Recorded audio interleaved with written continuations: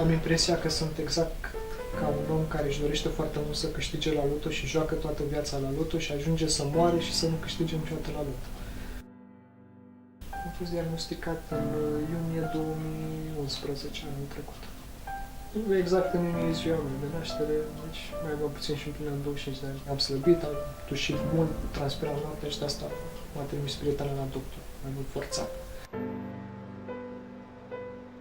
Eu am mers la o clinică și am zis că vreau să-mi fac o radiografie la plămâni. A ieșit un medic cu radiografia mai bună, s-a uitat așa lung la mine și mi-a spus: sunteți sub tratament? Zic, nu, de ce? Păi înseamnă că sunteți suspect de tuberculoză. După ce am stat internat o lună, mi-a ieșit rezultatul negativ la spută și eram fericit că mă fac bine și așa, urmând ca a doua lună să-mi iasă din nou pozitiv. M-am simțit atât de pierdut și a venit o asistentă să-mi treacă rezultatul pe foaie. Și mi-a zis că Ștefan, dar tu te-ai pozitivat. Atunci n-am mai știut ce să fac și am început să plâng. Am întâlnit oameni care nu au mai vrut să vorbească nici măcar la telefon cu mine, din cauza că sunt bolnav.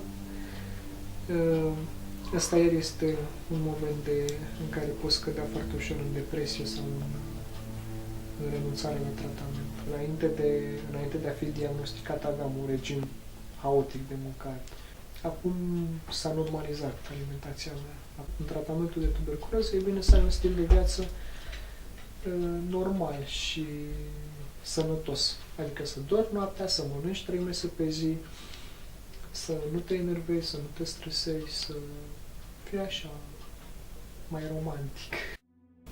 Ideea de a fi bolnav timp de 2 ani nu e ușor de acceptat, mai ales pentru mine care am fost un om destul de activ înainte de bolnăvie. Am renunțat să mă mai implic în jobul meu, e foarte dur de chestia asta. E foarte cumplit pentru mine să mă simt neimportant, să simt că nu am nimic de făcut. Tuberculoza nu doare, însă tratamentul îți face rău. Și atunci e foarte greu să determini oamenii să ia pastilele alea ca să se vindece. Ca și număr sunt 18 pastile doar de tuberculoză. După ce îmi fac injecția, în general mă apucă un tremurat. Și apoi am o stare psihică. Mi-e foarte teamă de lucruri. Mi-e foarte teamă că se poate prăbuși blocul. Uneori trag de mine și mă ridic și merg și plec, dar dacă simt eu că nu e bine, prefer să stau. În primul rând te gândești la cei dragi și te gândești că vrei să trăiești. În al doilea rând te gândești că vrei să nu devii un pericol pentru oamenii din jurul tău. Eu am devenit mult mai sensibil decât înainte. Asta și datorită statutului de bolnav, de pacient, și datorită tratamentului.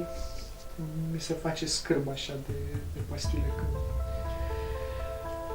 când le am în mână, pentru că în momentul în care auzeam căruciorul ăla de tratament, de sistem cu căruciorul pe poliu, începea să-mi se facă răutăți. E foarte ciudat în tuberculoză, pentru că, cel puțin în cazul meu și în cazul majorității pacienților, nu există simptome. Și e ciudat că în momentul în care nu te simți bolnav, iei niște pastile și ți-e rău, atunci ești dispus să renunți la tratament. Nu aș putea să nu iau pastilele și să mor și să-mi las familia care s-a luptat, care a trecut prin momente destul de dificile, poate chiar mai dificile decât momentele prin care am trecut eu. În tratamentul de tuberculoză și tuberculoză multidrog rezistentă este nevoie de psiholog ca de aer. Ăsta ar fi lucru care am putea să-l facem pentru pacienți, să-i ajutăm, nu știu, să le cântăm, să le spunem poezii în timp ce și-a tratament. E foarte dificil să-ți faci planul de viitor în momentul în care ești sub tratament de tuberculoză în vedere. M-am negativat, nu mai prezint risc de îmbolnăvire în altor oameni.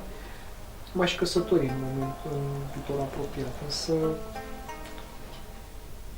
nu știu dacă pot, cu siguranță nu pot să petrec să am o petrecere de nuntă. De o noapte întreagă. Asta este exclus. În viața noastră nimic nu mai e imposibil. Dacă am reușit să ajungem pe lună sau dacă am reușit să facem operații la laparoscop, probabil e posibil să avem și o lume fără tuberculoză. Așa cum bacilul Koch a apărut, așa el poate să și dispară.